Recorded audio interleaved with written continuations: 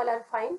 Indian evidence act की lecture series में आज लेक्चर नंबर फर्स्ट जो आपका चल रहा है उसका हम पार्ट 2 देखेंगे। ठीक है, ऑलरेडी हमने डेफिनेशन क्लॉज पर काम करा है, तो डेफिनेशंस जो बची हुई हैं स्टूडेंट उनको भी आज कंप्लीट करिए फटाफट से। सी, जब हम कल डेफिनेशंस की बात कर रहे थे तो मैंने कल आपको फैक्ट, रेलिवेंट फैक्ट और फैक्ट इन इशू एक्सप्लेन किया था। इसमें थोड़ा सा फैक्ट इन इशू अभी आपका रह गया है, तो सबसे पहले ब्रीफ में हम देख लेते हैं कि फैक्ट इन इशू होता क्या है ना। क्योंकि अब तक हमने बात क्या की थी कि इंडियन एविडेंस एक्ट में सबसे इंपॉर्टेंट चीज है कि आप एविडेंस सिर्फ और सिर्फ किसका दे सकते हो, जो फैक्ट रेलिवेंट है, और वो भी कैसा होना चाहिए। रेलिवेंट मीन्स जो इंडियन एविडेंस एक्ट के सेक्शन नंबर 5 से लेकर 55 तक डिक्लेयर्ड है कि ये रेलिवेंट है, उसी के अंदर आप दे सकते हो। That is called legally relevant fact. साथ ही साथ एक और चीज है कि या तो आप रेलिवेंट फैक्ट का एविडेंस दोगे या दोगे आप फैक्ट इन इशू का। What do you mean by fact in issue? तो फैक्ट इन इशू आपका सेक्शन नंबर 3 में ऑलरेडी डिफाइन है। साथ ही साथ फैक्ट इन इशू को हम एक्सप्लेनेशन के थ्रू समझेंगे कि किन लॉज में इसके कैसे प्रोविजंस दिए। ऑलराइट, देखिए ये तो इंडियन एविडेंस एक्ट है, अभी तो आप लोग मेंस की पर्पज से पढ़ रहे हो, बट ये जजमेंट राइटिंग के लिए बहुत इंपॉर्टेंट होता है टू अंडरस्टैंड। तो मैं आपको ब्रीफ बता देती हूँ। देखो, फैक्ट इन इशू होता क्या है, अगर मैं जनरल लेमैन लैंग्वेज में कहूँ तो फैक्ट इन इशू मीन्स जो झगड़े की जड़ है, यानी that is bone of contention. Suppose करें अगर ए और बी के बीच एक डिवोर्स पिटीशन फाइल होती है ना। इसमें दोनों ही पार्टीज अपनी अपनी तरफ से कई कई सारी एलिगेशंस कोर्ट में प्रेजेंट करते हैं। As a court of law, court को ये देखना होता है कि इन सारी एलिगेशंस में से कौन कौन से वो इम्पोर्टेंट पॉइंट है जिसको डिटरमाइन करते हुए कोर्ट को अपना एडजुडिकेशन देना है।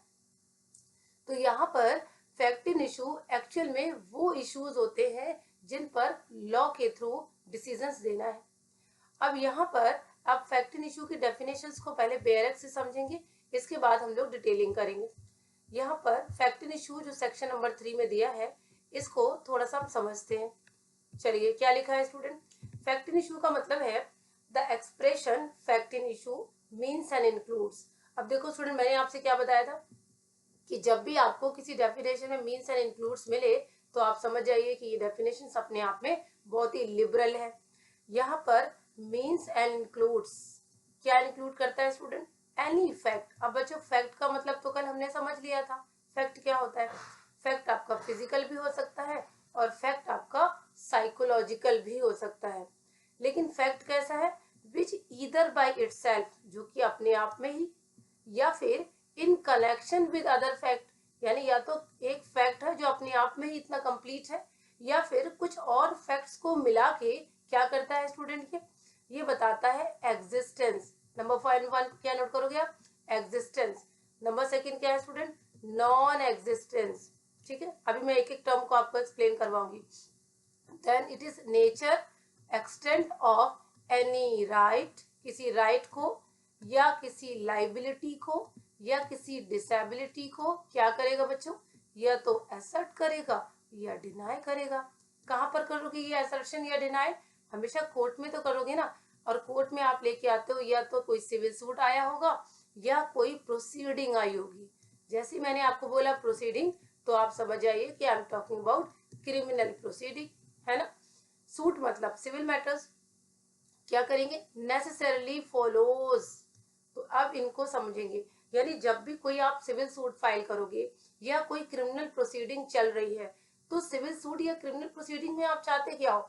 इसमें जैसे मैंने पहले भी बताया, जब कभी भी किसी के राइट का वायलेशन होता है, ब्रीच ड्यूटी करता है कोई, तो वहां पर हमें रेमेडी मिलती है।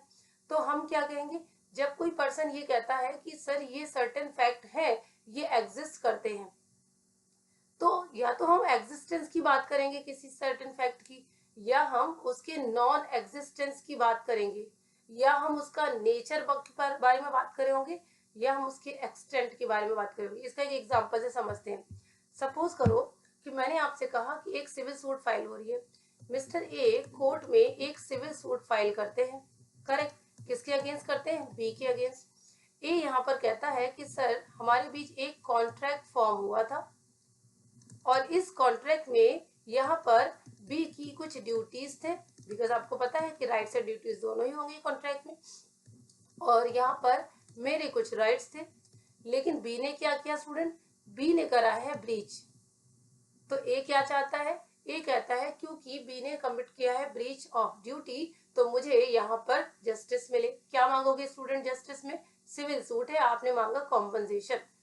नाउ क्योंकि आपने एक सूट फाइल करा है, अब फैक्ट इन इशू में भी तो यही लिखा है ना कि किसी सूट में आप करोगे फैक्ट इन इशू की बात, तो ये हो गया हमारा सूट। अब इस सूट में आपने क्या कहा, आपने सूट में कोर्ट में सबसे पहली ये बात रखी कि सर एक हमारे बीच कॉन्ट्रैक्ट है, बात समझ लो, there is a lawful contract. B ने क्या किया, B has committed breach of contract. तो यहाँ पर प्रॉब्लम क्या है, बी ने क्या कहा होगा, अब देखो बी ने ये तो नहीं कहा होगा कि यस सर ठीक है मुझे कॉम्पनसेशन देना है। बी ने इस सिविल सूट में एक WS फाइल किया, यानी कि रिटन स्टेटमेंट। इस रिटन स्टेटमेंट में उसने डिनाइल किया होगा, उसने कहा कि no sir there is no such contract, contract है ही नहीं, और साथ में कहा क्योंकि कोई लॉफुल कॉन्ट्रैक्ट नहीं है तो मैंने कोई ब्रीच ऑफ ड्यूटी भी नहीं करा, ब्रीच ऑफ ड्यूटी नहीं करा तो नो कॉम्पनसेशन। ठीक, तो ए ने क्या बोला था, ए ने बोला था there is existence of fact. A ने क्या कहा कि लॉफुल कॉन्ट्रैक्ट है। अब कॉन्ट्रैक्ट क्या हो गया, कॉन्ट्रैक्ट आपका एक ट्रांजैक्शन हो गया, एक फैक्ट जो क्या करता है, एग्जिस्ट करता है। तो एग्जिस्टेंस की बात कही, तो यहाँ कोर्ट के लिए फैक्ट इन इशू क्या हो गया, कोर्ट में फैक्ट इन इशू हो गया कि क्या कॉन्ट्रैक्ट एग्जिस्ट करता है। बात समझ आ रही है, तो सिविल सूट में क्या है, एग्जिस्टेंस ऑफ अ फैक्ट, ये फैक्ट इन इशू हो गया। बी ने कहा sir there is no such contract, contract है ही नहीं, तो अब क्या हो गया, fact in issue, non existence of fact, तो ये हमारा फैक्ट इन इशू हो गया। इसी में आप कह सकते हो कि ए ने कहा कि सर ये जो कॉन्ट्रैक्ट है ये बाइंडिंग इन नेचर है, मींस बी बाउंड था कि इतने पर्टिकुलर टाइम के अंदर वो अपनी ड्यूटी को परफॉर्म करे। बी ने कहा कि सर ये कॉन्ट्रैक्ट तो सिर्फ वॉलंटरी था, बाइंडिंग नहीं था। तो ए इस कॉन्ट्रैक्ट का नेचर बता रहा है, समझ रहे हो आप, नेचर कैसा है इस कॉन्ट्रैक्ट का, इस कॉन्ट्रैक्ट का नेचर है बाइंडिंग। बी कह रहा है नॉट बाइंडिंग, तो हमने फैक्ट इन इशू में क्या पढ़ा, किसी फैक्ट के नेचर के बारे में बताना। तो यहाँ ये भी फैक्ट इन इश्यू हो गया कि क्या ये कॉन्ट्रैक्ट बाइंडिंग है या नॉट बाइंडिंग है।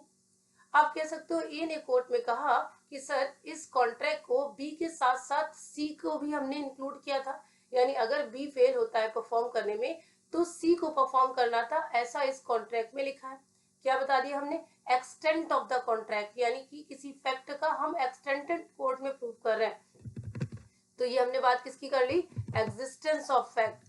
तो यहाँ पर कोर्ट के लिए बच्चों क्या फैक्ट इन इशू हो गया कि इस कॉन्ट्रैक्ट का एक्सटेंट क्या सी पर भी लागू होता है। सी ने as a defendant number 2 court में कहा कि नो सर मुझे इसमें लायबल मत करिए क्योंकि मेरे तक ये कॉन्ट्रैक्ट एक्सटेंड नहीं होता।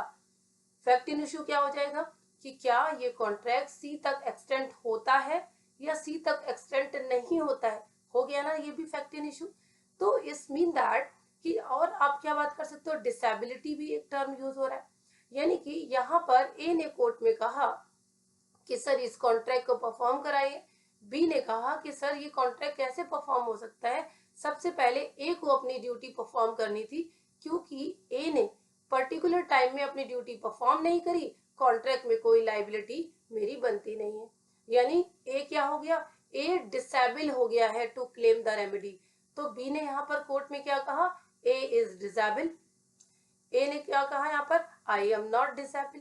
तो डिसेबिलिटी भी यहाँ पर फैक्ट इन इशू हो सकती है, कोर्ट डिसाइड कर सकता है कि क्या ए डिसेबिलिटी से इफेक्टेड है या नहीं।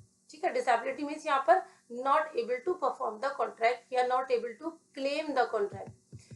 तो इस तरीके से सिविल मैटर में हमने पढ़ लिया कि ये सारी चीजें होती हैं। सिमिलरली आप बच्चों अगर क्रिमिनल प्रोसीडिंग की बात करो तो क्रिमिनल प्रोसीडिंग में भी सेम यही चलेगा। सपोज करो ए ने बी पर अटैक किया, बी ने यहाँ पर एक FIR लॉन्च किया, पुलिस ऑफिसर्स ने इन्वेस्टिगेशन किया एंड प्रोसिक्यूशन ऑफिसर ने ट्रायल कोर्ट में जाकर इस केस को प्रेजेंट कर दिया। अब कोर्ट के पास क्वेश्चन क्या होगा, कोर्ट में क्वेश्चन ये होगा कि एक तरफ प्रोसिक्यूशन ऑफिसर कोर्ट में कहेगा कि sir A has committed an offence, A ने ऑफेंस किया है, यानी ए क्या बोल, यानी प्रोसिक्यूशन ऑफिसर क्या बोल रहा है, existence of a fact. Fact क्या है? Commission of offence. तो कमीशन ऑफ ऑफेंस को यहाँ पर प्रोसिक्यूशन ऑफिसर क्या कर रहा है? एजर्ट कर रहा है। लेकिन बी जो डिफेंड करेगा अपने लॉयर के थ्रू, वो कहेगा कि no sir, I have not committed any offence. Similarly B court में ये भी प्रूव कर सकता है कि मैं इनोसेंट हूं। तो यहाँ पर existence of a fact, non existence of a fact criminal law में भी होता है। इन्हें आप कहते हो चार्ज। ठीक है, क्रिमिनल लॉ में फैक्ट इन इशू को क्या कहते हैं? चार्ज। चलो, अब जब हमें समझ आ गया कि यहाँ पर जैसे मैंने कहा फैक्ट इन इशू, तो सिविल में आप कहोगे फ्रेमिंग ऑफ इश्यूज, यानी फैक्ट इन इशू को जब कोर्ट फ्रेम करता है तो उसको क्या कहेंगे स्टूडेंट? Framing of issues. अगर क्रिमिनल मैटर्स में यही fact in issue court frame करेगा तो बच्चों इसे क्या कहेंगे? Charge framing. तो इसका मतलब क्या हुआ कि इंडियन एविडेंस का सेक्शन 5 क्या कहता है कि या तो आप फैक्ट इन इशू के लिए एविडेंस दोगे या रेलिवेंट फैक्ट के लिए दोगे। फैक्ट इन इशू के लिए एविडेंस देना मस्ट है। Is it correct? और आप इंडियन एविडेंस एक्ट में आगे पढ़ोगे भी कि कोर्ट में बर्डन ऑफ प्रूफ नाम की चीज भी होती है, यानी prosecution officer is bound to prove the guilt of accused beyond doubt. समझ रहे हो आप? तो यहाँ पर कैसे प्रूव करेंगे? यहाँ पर चार्ज फ्रेमिंग ही तो कोर्ट करेगा, तभी तो आप आगे एविडेंस दोगे। जैसे ही कोर्ट चार्ज फ्रेम कर लेता है क्रिमिनल मैटर में या सिविल मैटर में इश्यूज फ्रेम हो जाते हैं, दोनों ही पार्टीज बाउंड हो जाते हैं अपनी अपनी तरफ से एविडेंस देने के लिए इन इश्यूज पर। ठीक है, चलो, फ्रेमिंग ऑफ इश्यूज में आप सिविल मैटर्स की अगर आप बात करो तो आप यहाँ पर देखोगे that is order number 14 rule number 1। Order number 14 rule number 1 आपको बताता है कि क्या क्या प्रीपोजिशंस, क्या क्या मटेरियल प्रोपोजिशंस होने चाहिए टू फ्रेम द इश्यूज।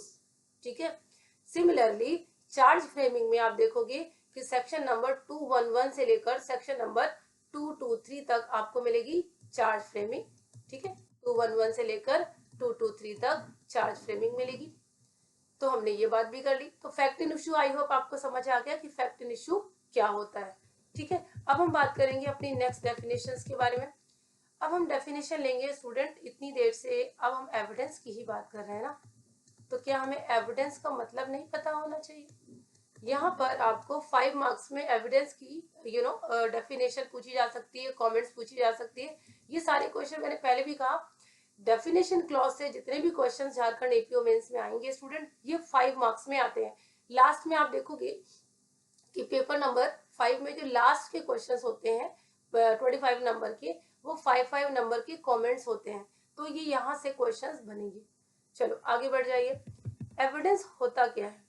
तो देखो, इन जनरल मीनिंग अगर मैं कहूँ एविडेंस होता क्या है, तो आप देखो, आप कोर्ट में क्या करते हो? कोर्ट में आप किसी फैक्ट, रेलिवेंट फैक्ट और फैक्ट इन इशू को प्रूव करोगे। दैट्स इट ना।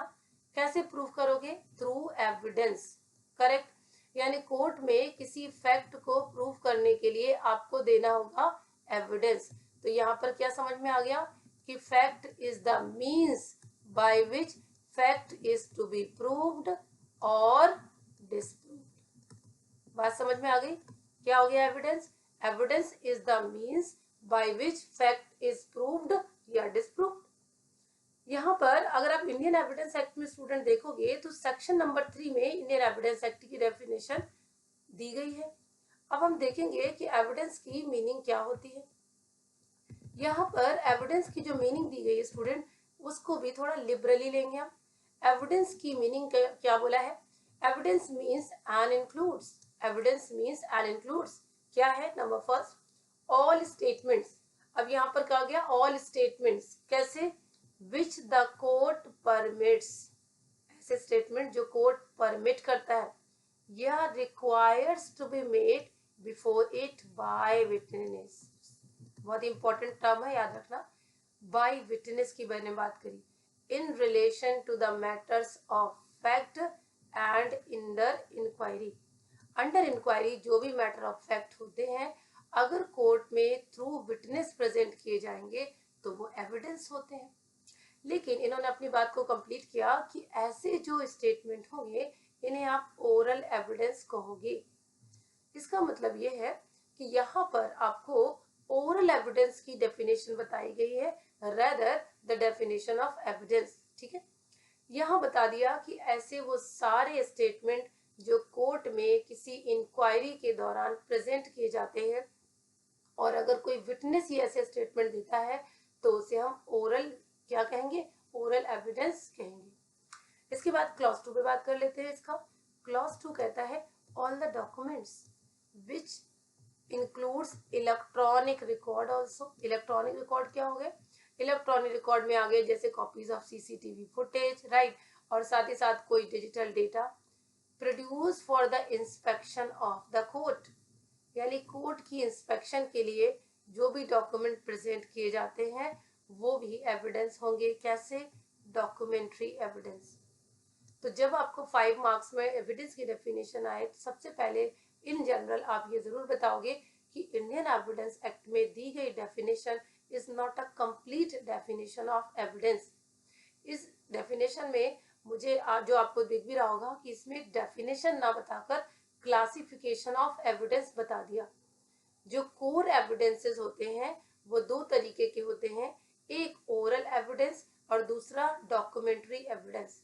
ओरल एविडेंस वो एविडेंस होते हैं जो कोर्ट में प्रेजेंट किए जाते हैं थ्रू विटनेस।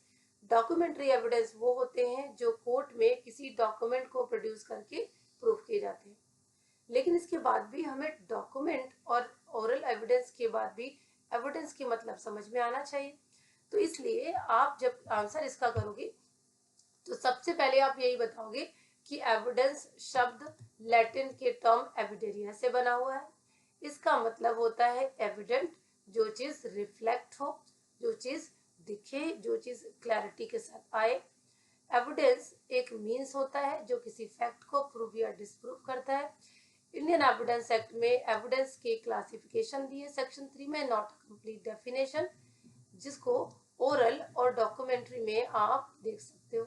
ठीक है, ऑलवेज रिमेंबर, अगर हम डेफिनेशंस को ध्यान से देखें तो ओरल मतलब विटनेस के थ्रू और डॉक्यूमेंट मतलब इंस्पेक्शन के थ्रू। तो इस तरीके से हमने एविडेंस के डेफिनेशन को कंप्लीट किया इन ब्रीफ। ठीक, हमारा एविडेंस की मीनिंग जो इंडियन एविडेंस एक्ट में सेक्शन नंबर 3 में दी गई है। आपने देखा कि सेक्शन नंबर 3 में एविडेंस की डेफिनेशन अपने आप में कंप्लीट नहीं है।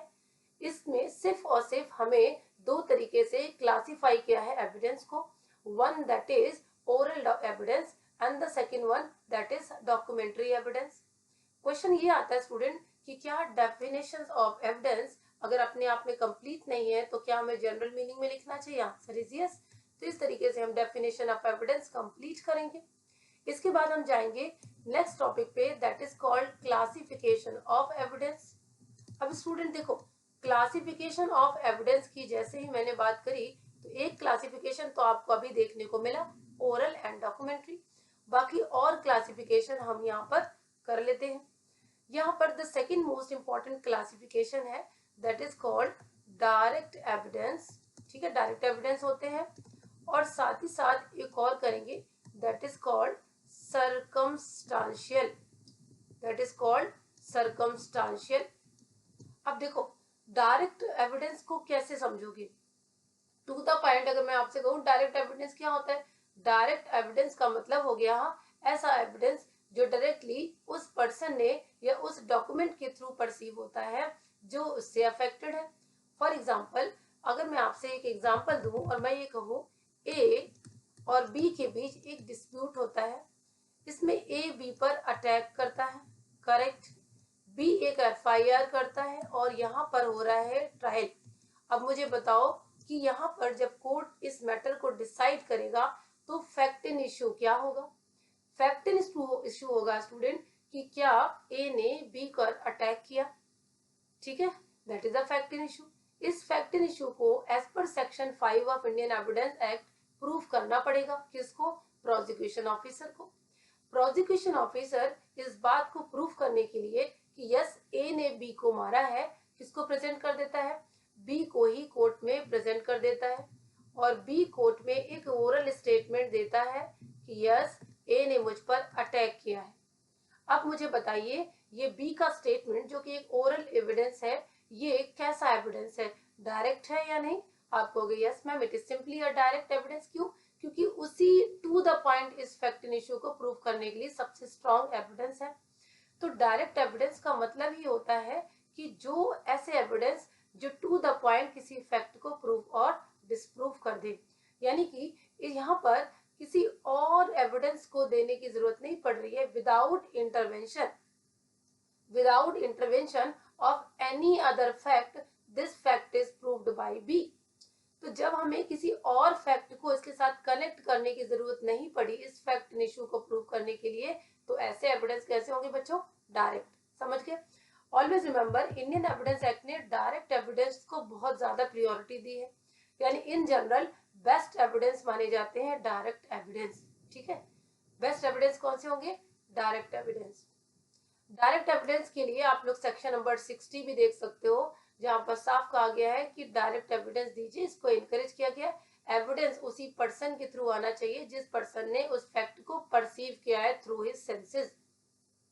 इसमें अगर कोई फैक्ट मैंने देखा है तो डायरेक्ट एविडेंस क्या होगा कि मैं जाकर वहां पर कोर्ट में इस फैक्ट को प्रेजेंट करूं, ना कि वो पर्सन जिससे मैंने ये फैक्ट बताया है। तो डायरेक्ट एविडेंस आई होप आपको समझ आ गया। लेकिन यहाँ पर हम समझने की कोशिश करते हैं सर्कमस्टांशियल। यहाँ से आपको सेपरेटली एक क्वेश्चन पूछ दिया जाता है कि सर्कमस्टांशियल एविडेंस पर अपनी कमेंट करिए।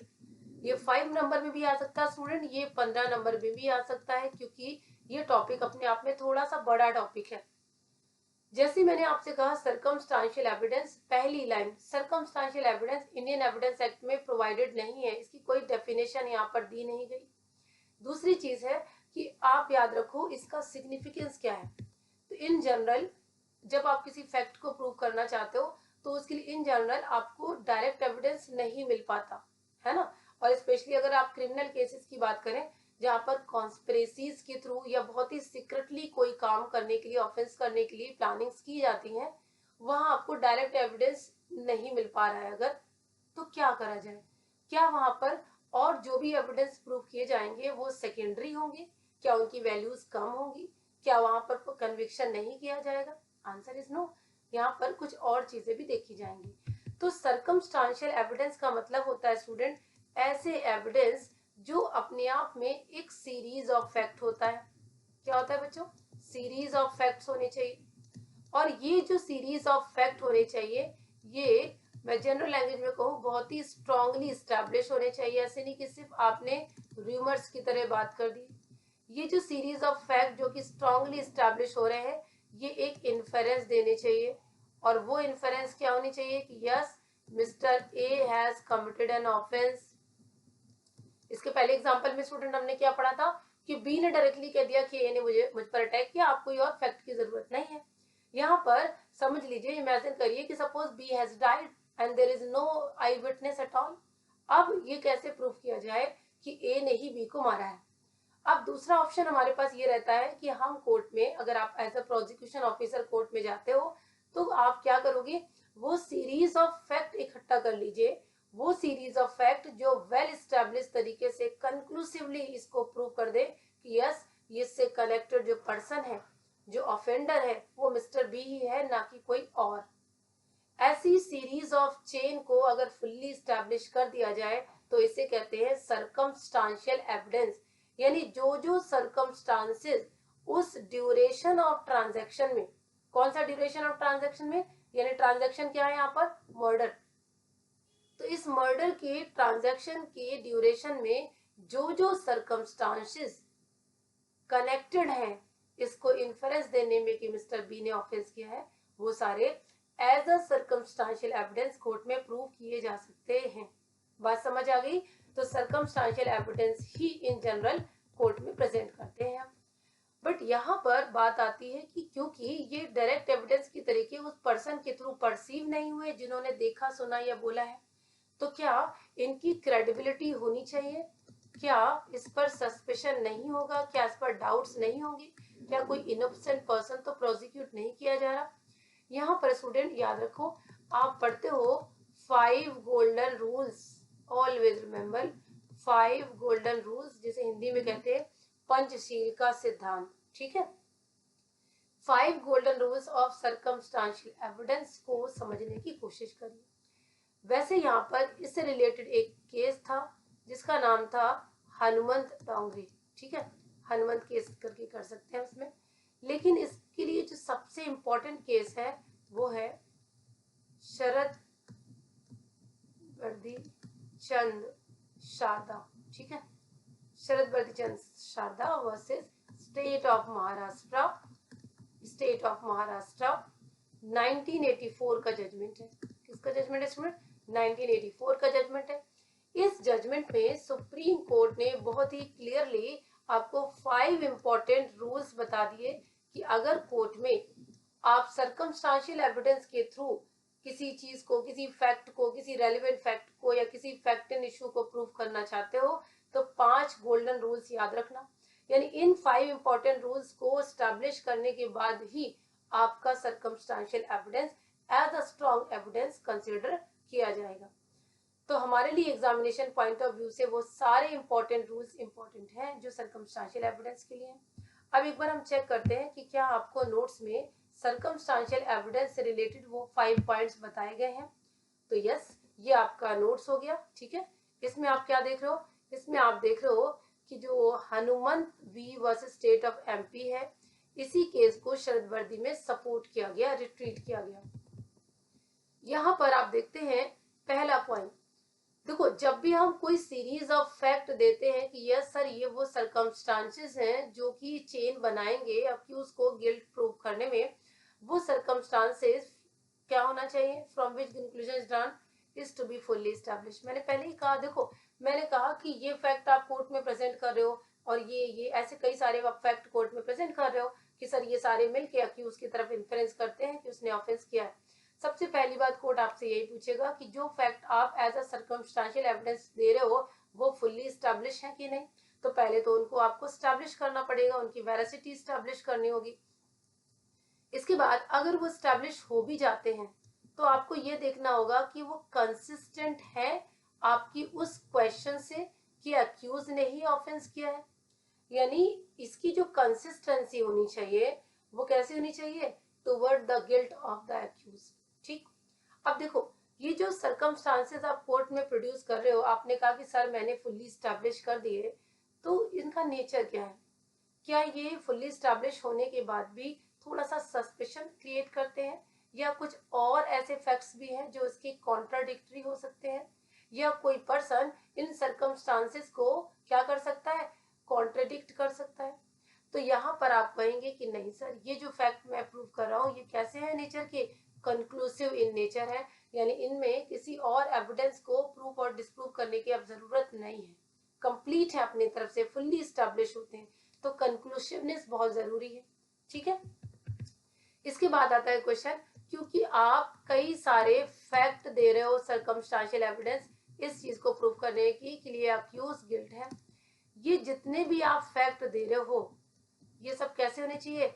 इन चेन होना चाहिए, यानी एक के बाद दूसरा फैक्ट, दूसरे के बाद तीसरा फैक्ट, तीसरे के बाद चौथा फैक्ट, बीच में कोई टाइम गैप, बीच में कोई इंटरवेंशन गैप नहीं होना चाहिए, गैप नहीं होना चाहिए, सब एक दूसरे के साथ फुल्ली कनेक्टेड होने चाहिए एज अ चेन, है ना। जैसे कहते हैं ना एक चेन होती है, अगर उसकी एक जो कड़ी है अगर वो कमजोर है तो वो चेन अपने आप में कंप्लीट नहीं होती। तो सर्कमस्टांसेस को आप इसको एविडेंस के तौर पे प्रूव करेंगे तो एक चेन के तरीके होना चाहिए, ठीक है। यहाँ पर आप कहेंगे कोई भी रीजनेबल ग्राउंड्स नहीं इन्फेरेंस होना चाहिए कि अक्यूज इनोसेंट है, ठीक। यानी आप जो सर्कमस्टांसेस दे रहे हो उसमें कोई एक ऐसा फैक्ट नहीं निकल के कोर्ट के सामने आना चाहिए जो ये इन्फेरेंस दे दे कि नहीं अक्यूज गिल्ट नहीं कर रहा, यहाँ पर अक्यूज इनोसेंट है। यही 5 पॉइंटर्स आपको टिप पर रखने हैं अपने, और यहाँ इसके बारे में लिखना है। तो ये तो हो गए हमारे 5 golden rules related to circumstantial evidence. आप लोग यहाँ पर इस केस की, यानी जो मैंने शरद वर्दी चंद शारदा का जजमेंट आपको रिफर किया, इसकी फैक्ट स्टोरी भी पढ़ सकते हो, ठीक है। फैक्ट स्टोरी पढ़ लेना, अच्छी स्टोरी है इसकी, थोड़ा सा क्लैरिटी के लिए आपको चाहिए होती है। यहाँ पर क्या होता है कि एक विमेन डिसीज्ड है और उसकी डेथ के बाद क्वेश्चन ये होता है कि उसके हस्बैंड और उसके इन लॉज ने उसको क्रुएलिटी के सब्जेक्टेड टू क्रुएलिटी उसको डेथ कॉज की है, या फिर उसकी जो डेथ है वो नेचुरल डेथ है, ठीक है। तो यहाँ पर जो जो चेन बनाई गई थी, आई मीन जो अक्यूज को यानी जो उसके हस्बैंड और इन लॉज को कन्विक्ट करने के लिए जो फैक्ट दिए गए थे वो कैसे थे? सर्कमस्टांशियल इन नेचर थे, डायरेक्ट एविडेंस मिला नहीं। वहां पर थोड़ा सा एक गैप आ रहा था, आई मीन एक चेन कंप्लीट नहीं थी। इस गैप को फिल करने के लिए प्रोसिक्यूशन ऑफिसर्स ने उस डिसीज्ड विमेन के प्रायर टू दैट जो लेटर्स लिखे गए थे उसकी सिस्टर को, जिसमें ये बात इन्फर्ड होती थी कि she was not happy in her in law with her in laws and she was subjected to some kind of cruelty. वो लेटर्स, वो प्रीवियसली लिखे गए लेटर्स कोर्ट में प्रेजेंट किए जाते हैं इस चीज को और कंप्लीट करने के लिए कि कोई और नहीं बल्कि अक्यूज पर्सन ने ही उसको डेथ कॉज की है। यहाँ पर जो क्वेश्चन था बॉम्बे हाई कोर्ट गया और बॉम्बे हाई कोर्ट के बाद सुप्रीम कोर्ट गया, जहाँ पर सुप्रीम कोर्ट ने यही सर्कमस्टांशियल एविडेंस के रूल्स को फॉलो करते हुए वहां पर कन्विक्शन किया। और वहां उन्होंने कहा कि जो लेटर्स लिखे गए हैं वो एक चेन को स्टैब्लिश करते हैं। ठीक है, तो इस तरीके से आप इसकी फैक्ट स्टोरी पढ़ लीजिएगा। इसका कंक्लूजन थोड़ा सा आप देखिएगा कि क्या होता है यहाँ पर डिटरमाइन किया कोर्ट ने। ठीक है, तो ये तो हो गई हमारी इससे रिलेटेड स्टोरी। जैसे ही स्टूडेंट आप सर्कमस्टेंशियल एविडेंस पढ़ोगे ना तो इसके साथ एक कॉन्सेप्ट और जुड़कर आता है और वो आता है लास्ट सीन थ्योरी। क्या आता है? Last seen theory. फटाफट से इसको भी समझ लेते हैं। लास्ट सीन थ्योरी क्या है?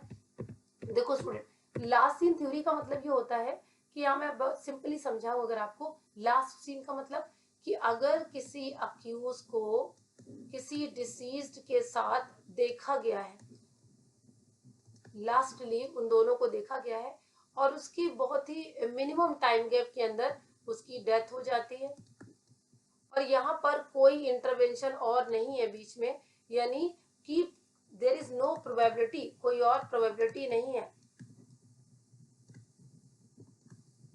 There is no probability of time gap, time gap की कोई प्रोबेबिलिटी नहीं है। तो वहां पे मिस्टर अक्यूज से क्वेश्चन किया जा सकता है कि आपके अलावा तो लास्टली कोई देखा नहीं क्या।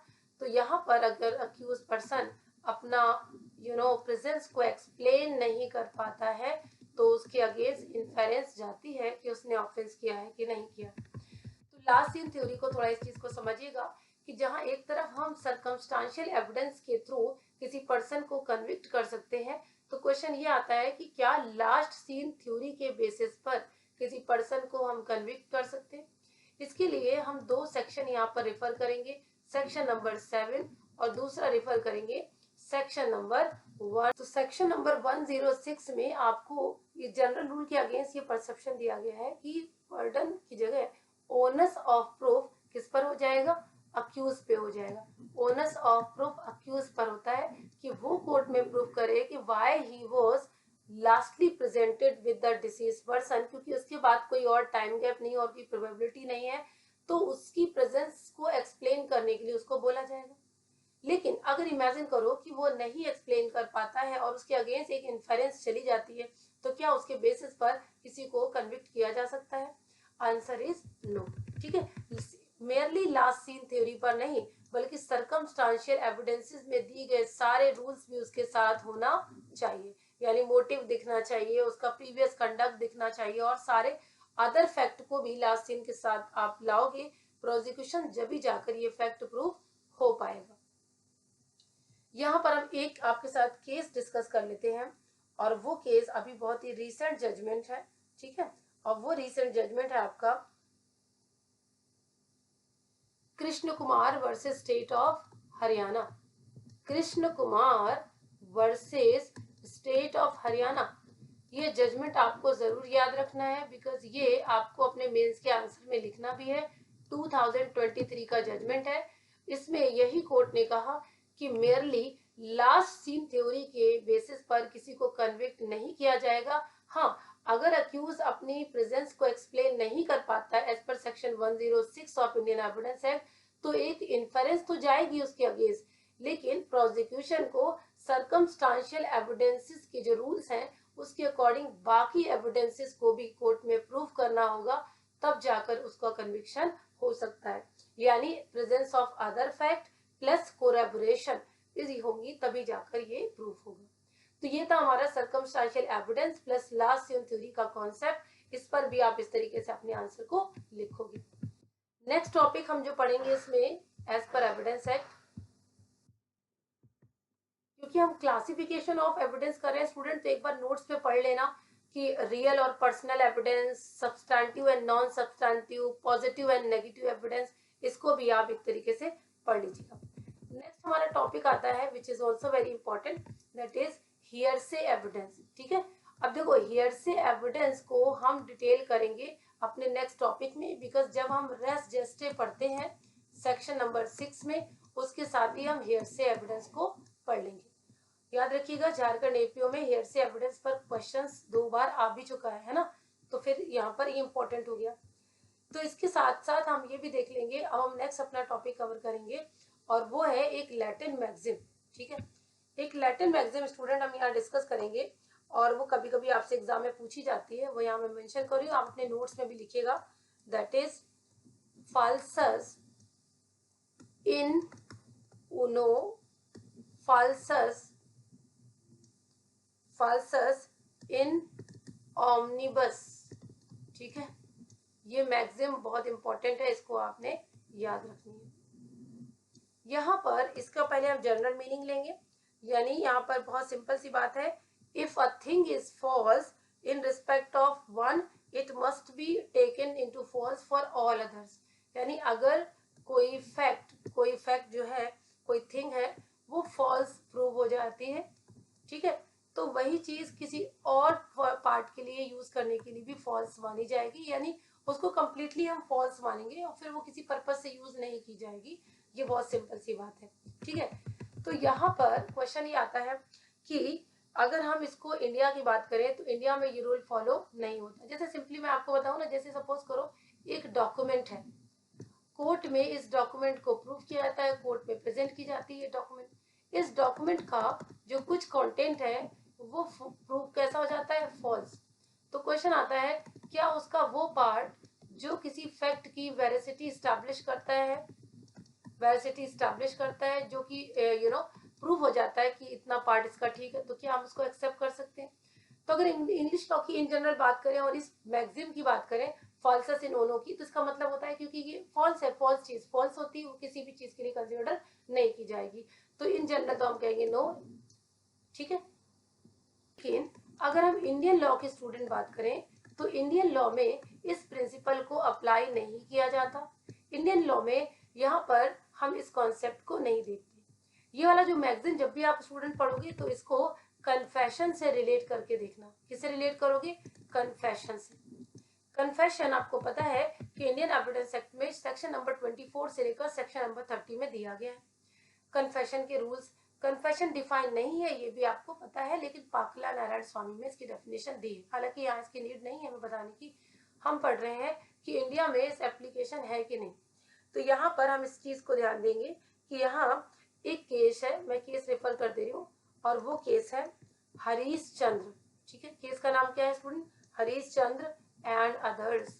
केस का नाम है Harish Chandra and others versus state of Delhi, versus state of Delhi. ये ईयर है आपका 1993 सुप्रीम कोर्ट।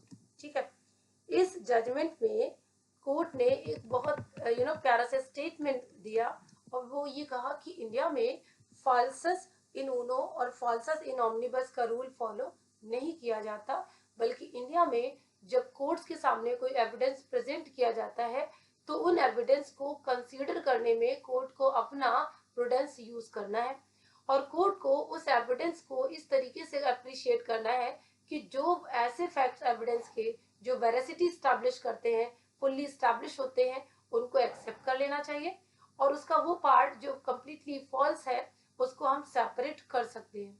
इसके लिए इन्होंने कहा that the court must make efforts, court को क्या करना चाहिए, एफर्ट्स डालने चाहिए, किस चीज के लिए, to shift the grain, to shift the grain from the chaff। ठीक है, तो कहते हैं ना जैसे आप छलनी से कोई चीज को छान लेते हो तो जो आपका रॉ मटेरियल है, जो आपका प्योर चीजें हैं वो आपके पास रह जाती हैं और जो उसकी वेस्ट मटेरियल है वो आप उसको निकल के बाहर कर सकते हो। इसी तरीके से जजेस को भी करना चाहिए कि उनको एविडेंसेस को कंसीडर करने चाहिए, जैसे आप किसी छलनी से छान रहे हो, जो उसकी वेरासिटी स्टैब्लिश करने वाले फैक्ट्स हैं उसको कंसीडर कर लीजिए, और जो उसमें दिए गए वेस्ट चीज है उसको निकालकर आप बाहर कर सकते हो, क्योंकि इंडिया में ये मैक्सिमम अप्लाई नहीं होता। तो ये चीज आपको ध्यान रखनी है। तो यहाँ पर इसके लिए कोर्ट ने कहा कि कोर्ट को रूल ऑफ कॉशन फॉलो करना चाहिए, रूल ऑफ कॉशन। ठीक है, तो ये हमने इस चीज को कर लिया, रूल ऑफ कॉशन। तो यहाँ से हमारा ये वाला मैक्सिम वाला टॉपिक भी कंप्लीट होता है। तो स्टूडेंट अब हम बात कर लेते हैं अपनी एक इंपॉर्टेंट डेफिनेशन के बारे में, जिसका नाम है प्रिजम्पशंस। ठीक है, चलो हम फटाफट पहले प्रिजम्पशन को समझते हैं कि प्रिजम्पशन क्या होता है और प्रिजम्पशन का क्या सिग्निफिकेंस है, और प्रिजम्पशंस की काइंड कितने होते हैं। यहाँ पर फिर से आपसे क्वेश्चन पूछा जाता है और प्रीवियसली भी आपसे पूछा गया है। सी, प्रिजम्पशन पढ़ने से पहले एक जनरल रूल समझो। जनरल रूल क्या है? अगर किसी फैक्ट को आप कोर्ट में प्रूफ करना चाहते हो, करेक्ट, तो उस फैक्ट को कोर्ट में प्रूफ करने के लिए आपको क्या देना पड़ेगा? आपको कोर्ट में एविडेंसेस प्रेजेंट करने होंगे। That is a very very simple general rule. लेकिन क्या हर फैक्ट को आपको प्रोड्यूस करना पड़ेगा? क्या हर फैक्ट को आपको प्रूफ करना पड़ेगा जिसको आप एलिज कर रहे हो? तो यहाँ पर मैं आपको एक छोटा सा एग्जांपल बताती हूँ। सपोज करो आप कोर्ट में कहते हो कि एक 5th ऑफ सितंबर को मैं उस पर्टिकुलर प्लेस पर प्रेजेंट नहीं था, मैं ऑफिस प्रीमाइसेस में नहीं था। क्यों? क्योंकि उस दिन गेस्टेड हॉलीडे था और मैं घर पर था, तो मैंने वो ऑफिस नहीं देखा, ठीक है, या मैंने वो ऑफेंस नहीं किया।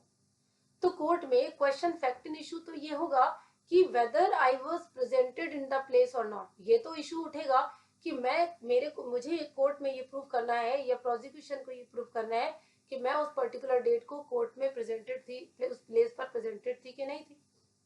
लेकिन मैंने कहा कि 5th ऑफ सितंबर को गेस्टेड हॉलीडे था, इसलिए मैं उस दिन प्रेजेंट नहीं थी।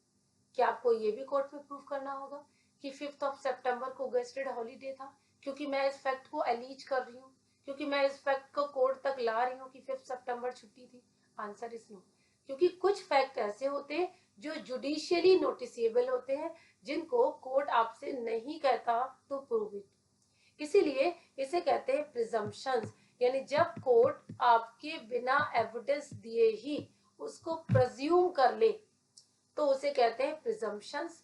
प्रिजम्पशंस 3 कैटेगरी की होंगी, इसको ध्यान रखना है। ठीक है, इन जनरल अगर हम बात करें तो एक होती है that is called presumption of fact. ठीक है, प्रिजम्पशन ऑफ फैक्ट। दूसरा आपका होगा प्रिजम्पशन ऑफ लॉ, और थर्ड वन होगा mixed presumption, mixed presumption of fact and law. ठीक है, तो इनको हम लोग कहाँ पढ़ते हैं? सेक्शन नंबर 4 में समझते हैं, presumption of fact and presumption of law. यहाँ पर आपको इनकी कैटेगरीज को समझना है। तो देखिए, यहाँ आप 3 चीजें पढ़ेंगे। एक टर्म स्टूडेंट यूज होता है मे प्रज्यूम, यानी जब आप कोर्ट में किसी फैक्ट को एलिज करते हो और कोर्ट कहता है कि यस वी मे प्रज्यूम। दूसरा होगा word that is called shall presume. ये दोनों टर्म बहुत इंपॉर्टेंट है एविडेंस लॉ में। और the third one is conclusive presumption. ठीक है, कंक्लूसिव प्रिजम्पशन। इसको जल्दी जल्दी से फटाफट समझते हैं। देखो, मे प्रज्यूम क्या है? यानी आप किसी फैक्ट को अज्यूम कराना चाहते हो। जैसे कि यहाँ पर आप कोर्ट में कहते हो कि सर ये फैक्ट एग्जिस्ट करता था, तो अगर कोई फैक्ट इस नेचर का है जिसको कोर्ट प्रज्यूम कर सकता है, तो आपके बिना प्रूफ किए ही उस फैक्ट को कंसीडर कर सकता है। ठीक है, फॉर एग्जाम्पल आपके पास एक सेक्शन है, जैसे section number 90, section number 90 of Indian evidence act. इसको जरूर गो थ्रू करिएगा, आज ही देखिएगा कि क्या है सेक्शन 90 में। जहां पर आपको कोर्ट में एक फैक्ट को प्रूव करने के लिए आप जाते हो, आपने एक फैक्ट प्रेजेंट कर दिया, तो कोर्ट वहां पर उसकी एग्जिस्टेंस को प्रेज्यूम कर लेगा। कोई डॉक्यूमेंट जो 30 इयर्स ओल्ड है, अगर उस पर्सन के पोजेशन से मिलती है जहां पर इन जनरल होना चाहिए, तो कोर्ट मान लेता है कि ये डॉक्यूमेंट जेन्युइन होगी।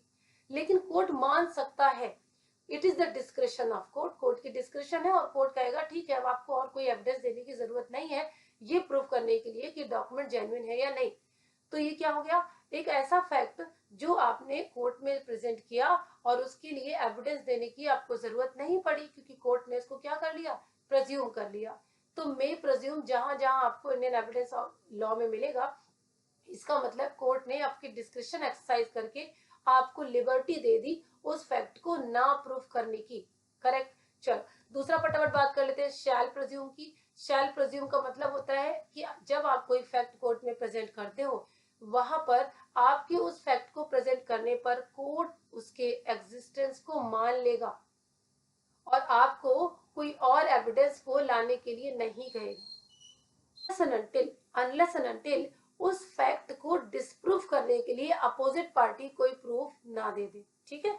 तो सपोज करो कि अगर आपने कोई विल प्रेजेंट करी कोर्ट में और वो जो विल है वो रिटर्न अटेस्टेड और रजिस्टर्ड है। करेक्ट। रिटर्न अटेस्टेड और रजिस्टर्ड है।